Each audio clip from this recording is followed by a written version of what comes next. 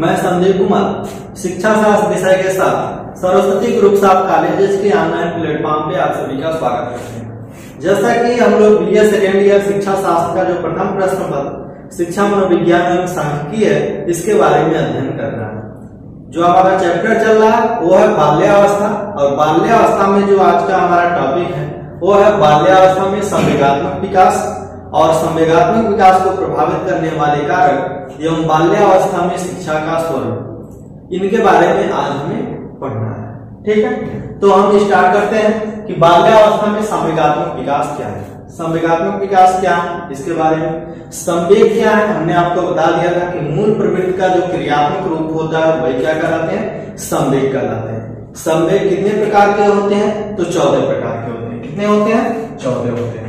हमने आपको बताया था, किसने बताया था कि मूल प्रवृत्तियों की संख्या 14 होती है, तो विलियम मैकडूगल ने बताया था कि मूल प्रवृत्तियों का जो संख्या होती है वो 14 होती है, और मूल प्रवृत्तियों का जो क्रियात्मक रूप होता है वही क्या कहलाता है, संवेग कहलाता है।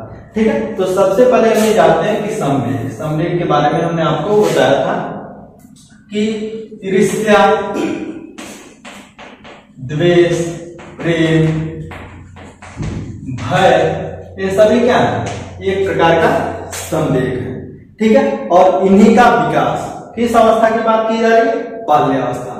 तो बाल्यावस्था में जो ये संवेगात्मक संवेग है, इनका विकास कैसे होता है यही हमें देखना है एक बालक के अंदर। ठीक है, तो सबसे पहले हम देखते हैं कि बाल्यावस्था में जो संवेगात्मक विकास है वह किस रूप में होते हैं बाल्यावस्था के बालकों में। तो पहला है संवेग स्नेहों में उग्रता। जो भी इनके अंदर यानी कि बाल्यावस्था के बालक के अंदर जो भी स्नेह एवं प्रेम की भावना होती है वह कैसी होती है, उग्र होती है। कैसी होती है, उग्र होती है। यानी कि प्रेम करने का जो तरीका होता है, स्नेह दिखाने का जो इनके अंदर तरीका होता है वो भी बहुत ही उग्र रूप में होता है। इसलिए हम कह सकते हैं कि बाल्यावस्था के बालकों में जो स्नेह रूपी संवेग है यह बहुत ही उग्र रूप में हमें दिखने को मिलते हैं। ठीक है, अगला है क्रोध। अगला क्या है, क्रोध। क्रोध भी एक प्रकार का संवेग है, और ये किस तरह से इनके अंदर विकास होता है। जैसे क्या है कि इस अवस्था यानी कि बाल्यावस्था की कोई भी बालक अपने किसी भी कार्य को कर रहा है, अपने उद्देश्य की पूर्ति के लिए किसी भी कार्य को कर रहे हैं और उसमें असफल हो जाते हैं, ठीक है, तो इन्हें बहुत ही क्रोध उत्पन्न होता है। ठीक है, अतः हम कह सकते हैं कि इस अवस्था में बालकों में क्रोध की भावना का भी विकास होता है। अगर जो बाल्यावस्था को देखा जाए तो संवेगात्मक विकास की दृष्टि से या संवेगात्मक विकास की दृष्टि से इस अवस्था को अनोखा काल के नाम से जाना जाता है। ठीक है, बाल्यावस्था को संवेगात्मक विकास की दृष्टि से अनोखा काल के नाम से जाना जाता है। और किसने कहा था, अनोखा का कार्ल एंड ब्रूस ने कहा था।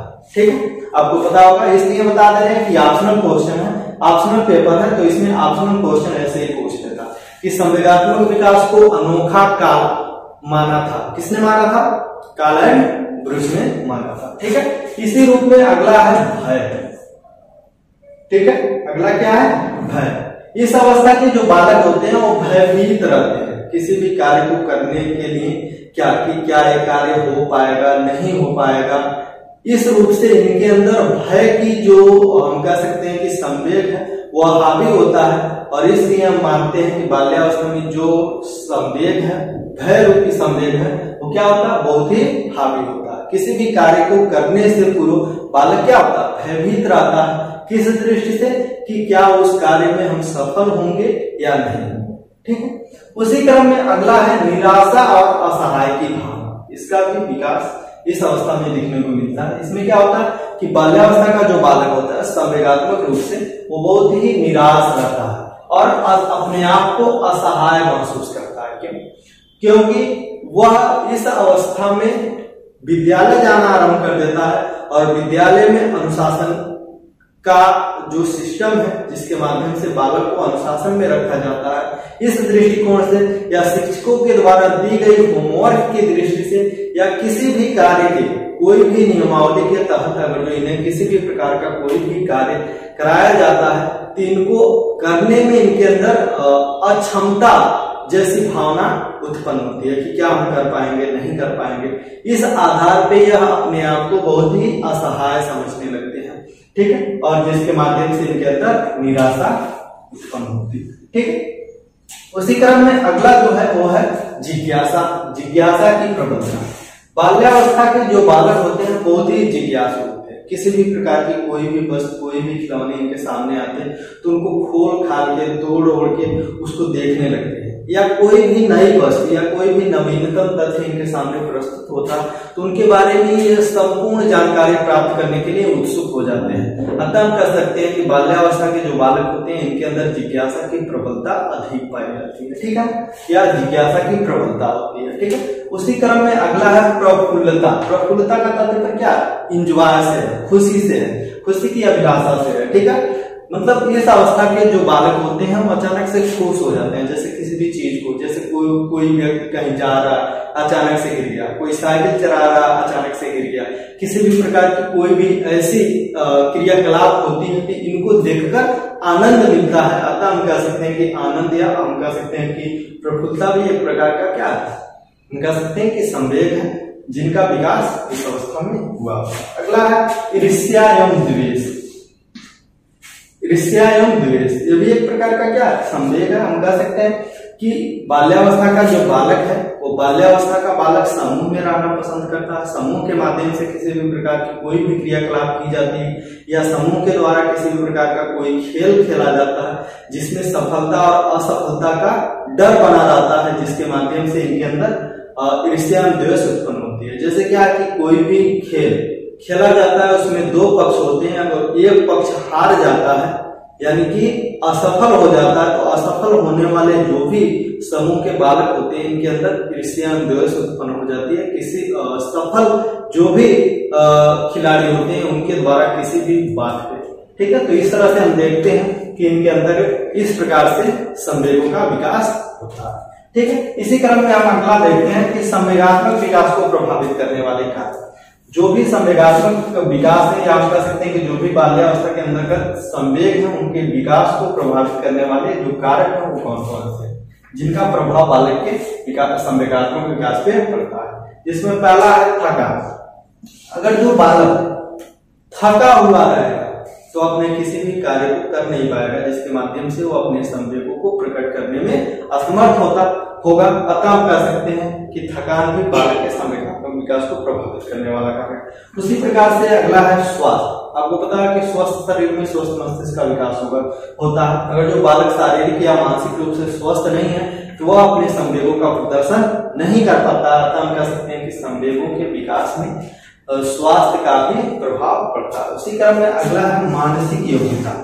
जिस प्रकार से बालक की मानसिक योग्यता होगी उसी प्रकार से बालक के संवेगात्मक विकास होगी। जो मानसिक योग्यता अत्यधिक है, अगर जो उसकी बुद्धि लेवल ज्यादा है, किसी भी कार्य को करने में सक्षम है, तो उस बालक का संवेगात्मक विकास भी अच्छे से होगा।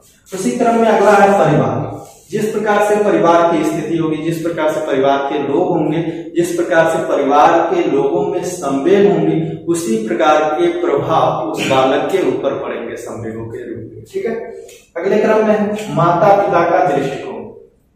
जिस प्रकार से माता पिता का दृष्टिकोण बालक के ऊपर पड़ता है, कहने का तात्पर्य क्या है, अगर माता पिता के द्वारा बालक को अत्यधिक डराया जाता है, भयभीत किया जाता है, ठीक है, तो इस बालक के अंदर डर एवं भय रूपी संवेगों का विकास अत्यधिक रूप में हो जाता है। और जो किसी भी बालक को माता पिता के द्वारा स्नेह एवं प्रेम के द्वारा पाला जाता है, देखा जाता है, देख रेख की जाती है, तो उसके अंदर स्नेह एवं प्रेम की संवेग रूपी विकास होते हैं। अतः हम कह सकते हैं कि माता पिता का जिस प्रकार से बालक के ऊपर दृष्टिकोण होगा, ध्यान होगा, उसी प्रकार से बालक के अंदर संवेगों का विकास होगा, ठीक है। उसी क्रम में अगला है सामाजिक स्थिति। बालक की जैसी सामाजिक स्थिति होगी, सभी लोग जितने भी मानव प्राणी हैं सभी क्या है, एक सामाजिक प्राणी है, समाज में रहते हैं। तो जिस प्रकार की उनकी सामाजिक स्थितियां परिस्थितियां होंगी, समाज में जैसा उनका वर्चस्व होगा, समाज के लोगों से जैसा उनका व्यवहार होगा, उसी आधार पे उस बालक का क्या होगा, संवेगात्मक विकास होगा। अगर जो उसी क्रम में जैसे हम कह सकते हैं कि समाज के द्वारा अगर जो बालक को स्वीकृत की जाती है, ठीक है, तो बालक का प्रेम एवं लगाव के आधार पे तो बालक का विकास अच्छे से सामाजिक स्थिति के रूप में होती है, और नहीं होता तो नहीं हो पाती है। इसी क्रम में अगला है आर्थिक स्थिति। जिस प्रकार से बालक की आर्थिक स्थिति होती है, आर्थिक का तात्पर्य यहाँ पे क्या है, धन से है। जिस प्रकार से उसके पास धन होता है, अगर जो आर्थिक स्थिति उसकी ठीक ठाक है तो उसे विशेष आवश्यकताओं की पूर्ति, अपनी कोई भी आवश्यकताओं की पूर्ति वो पूर्ण रूप से कर लेता है, जिसके माध्यम से उसकी शारीरिक, मानसिक या किसी भी जो भी पक्ष है बालक के, वो सभी क्या सुचारू रूप से विकसित हो चुके होते हैं, जिसके माध्यम से उनके संवेग भी क्या होते हैं, अच्छे रूप में विकसित होते हैं। अतः हम कह सकते हैं कि बालक के आर्थिक स्थिति के आधार पर संवेगात्मक विकास होते हैं। ये भी एक प्रकार से बालक के संवेगात्मक विकास को प्रभावित करने वाला कारक है। उसी तरह में अगला है विद्यालय। आपको पता है कि जो विद्यालय वो पूर्णतः जनतांत्रिक हम कह सकते हैं कि है, जिसमें अनेक समाज से या अनेक प्रकार के वातावरण से बालक शिक्षा प्राप्त करने आते हैं। अनेक प्रकार के लोग वहां पे रहते हैं, जिनमें बालक क्या होता है, उठता बैठता है और उनके संपर्क में आता जाता है। जिस प्रकार से इसके व्यवहार अतः हम कह सकते हैं कि विद्यालय में जिस प्रकार से अन्य बालकों का व्यवहार होगा, उन व्यवहारों के आधार पर इस बालक का भी विकास होगा। अतः हम कह सकते हैं कि विद्यालय का भी संवेगात्मक विकास पे प्रभाव पड़ता है। उसी क्रम में शिक्षक के व्यवहार का या उसके शिक्षक के व्यक्तित्व का भी प्रभाव बालक के विकास में पड़ता है। अतः हम कह सकते हैं कि बालक के विकास के जो पक्ष है, संवेगात्मक विकास, उस पे भी शिक्षक के व्यक्तित्व का प्रभाव पड़ेगा। ठीक है। अगला है समाज की स्वीकृति। अगर जो बालक का व्यवहार अच्छा है, स्नेहपूर्ण है, प्रेमपूर्ण है, भावपूर्ण है, तो समाज के द्वारा उसे स्वीकृत किया जाएगा, जिसके माध्यम से उसके सामाजिक विकास पॉजिटिव रूप में होंगे। और जो बालक का जो व्यवहार है वो क्या है, उसके अंदर का ज्यादा क्रोध भरा है, ईर्ष्या भरी है, द्वेष भरा है, तो उस बालक को समाज के द्वारा स्वीकृत नहीं किया जाएगा, जिसके माध्यम से उसका संवेगात्मक जो विकास होगा वह निगेटिव रूप में होगा और उस पर उसका प्रभाव पड़ेगा। तो हम कह सकते हैं कि इस तरह से बालक के संवेगात्मक विकास को प्रभावित करने वाले कारक थे। और इसी क्रम में हमें देखना है कि बाल्यावस्था में शिक्षा के स्वरूप क्या है। ठीक है।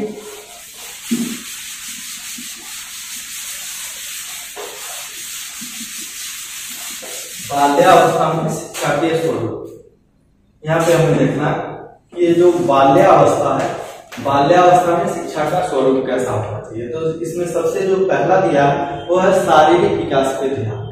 जो बाल्यावस्था के बालक होते हैं, इन बालकों के शारीरिक विकास पर विशेष ध्यान देना आवश्यक है, क्योंकि आपको पता है कि स्वस्थ शरीर में ही स्वस्थ मस्तिष्क का विकास होता है। तो जब तक इनकी शारीरिक स्वास्थ्य बनी नहीं रहेगी या इनका शारीरिक विकास अच्छे से नहीं होगा, तब तक यह शिक्षा प्राप्त करने में क्या होंगे, असमर्थ होंगे, असफल होंगे। इसलिए शिक्षक के द्वारा भी, अभिभावकों के द्वारा भी बालक के शारीरिक विकास पर विशेष बल देना चाहिए। इन्हें पौष्टिक भोजन, खेल कूद, व्यायाम के द्वारा क्या करना चाहिए, इनके शारीरिक विकास पर ध्यान देना चाहिए। ठीक है। उसी क्रम में अगला है बाल विकास। बाल विकास के अंतर्गत बालक की रुचि, क्षमता, योग्यताओं को हम जान सकते हैं। और बाल विकास का ज्ञान शिक्षक के साथ साथ माता पिता का भी होना आवश्यक है, जिसके माध्यम से वह अपने बालकों के आवश्यकताओं के बारे में जान सके।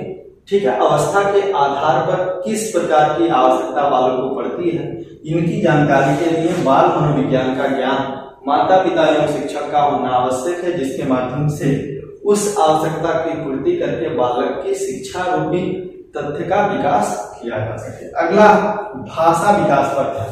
माता पिता को और शिक्षकों को भाषा विकास पर भी ध्यान देना चाहिए, जिसके साथ साथ बालक को अनेक प्रकार की पत्र पत्रिकाएं हम कह सकते हैं, कविता, कहानियां, इसको सुनाना चाहिए और पढ़ने के लिए प्रेरित करना चाहिए, जिसके माध्यम से उस बालक के भाषा का विकास हो सके। ठीक है। अगला है पाठ्यक्रम। जिस प्रकार के पाठ्यक्रम में बालक को रुचि उत्पन्न होती है और जिस प्रकार के पाठ्यक्रम में बालक रुचि लेता है, उसी प्रकार के पाठ्यक्रम का अध्ययन के लिए बालक को प्रेरित करना चाहिए। क्योंकि जब उस बालक को उस पाठ्यक्रम में रुचि नहीं होगी तो आप कितना हो भी आप उसे प्रेरित कर लें, वह शिक्षा प्राप्त नहीं कर सकता। ठीक है। उसी क्रम में अगला शिक्षण भी। इस अवस्था के बालकों के लिए अनेक प्रकार की मनोवैज्ञानिक शिक्षण विधियों का निर्माण किया गया है। जैसे हम कह सकते हैं कि किंडरगार्टन, मॉन्टेसरी, डाल्टन, ह्यूमैनिटीज इत्यादि प्रकार के मनोवैज्ञानिक शिक्षण विधियां हैं जिनके माध्यम से बालकों को शिक्षा प्रदान किया जाता है। ठीक है, इन विधियों के आधार पर ही बालकों को शिक्षा प्रदान किया जाता है। अगला खेल तथा क्रिया द्वारा शिक्षा। इस अवस्था के जो भी बालक हैं इनको जो भी शिक्षा प्रदान करना चाहिए पूर्णतः खेल एवं क्रिया के द्वारा ही करना चाहिए। अगला है मानसिक स्तर पर ध्यान। इनकी मानसिक स्तर क्या है, इन पे भी हमें विशेष रूप से ध्यान देना आवश्यक है, क्योंकि मानसिक स्तर के आधार पर ही बालक के अंदर शिक्षा की प्राप्ति होती है या शिक्षा का विकास होता है। अगला संवेगात्मक विकास पे भी ध्यान। आपको हमने अभी बताया कि बाल्यावस्था में जो संवेग होते हैं वह किस रूप में विकसित होते हैं। इस आधार पे इस अवस्था में बालक के संवेगात्मक विकास पर भी ध्यान देना आवश्यक है। अगला सामाजिक गुणों का विकास। ठीक है, बाल्यावस्था में बालक के अंदर सामाजिक विकास के गुणों पर भी विशेष ध्यान देना आवश्यक है। ठीक है, यह शिक्षक का कर्तव्य बनता है कि बालक के अंदर सामाजिक गुणों को विकसित किया जाए। ठीक है, अगला है नैतिक शिक्षा पर भी विशेष बल देना चाहिए, या इस अवस्था के बालकों के लिए नैतिक शिक्षा की व्यवस्था करनी चाहिए जिसके माध्यम से इनके अंदर सामाजिक जो भी नियम है इन नियमों का विकास हो सके, अपनी संस्कृति को समझ सके। इसके आधार पर बालक अपने जीवन को पूर्णतः विकसित करने में अपना योगदान दे सके। इस तरह से आज का हमारा जो वीडियो है समाप्त होता है। मिलते हैं अगले वीडियो में। धन्यवाद।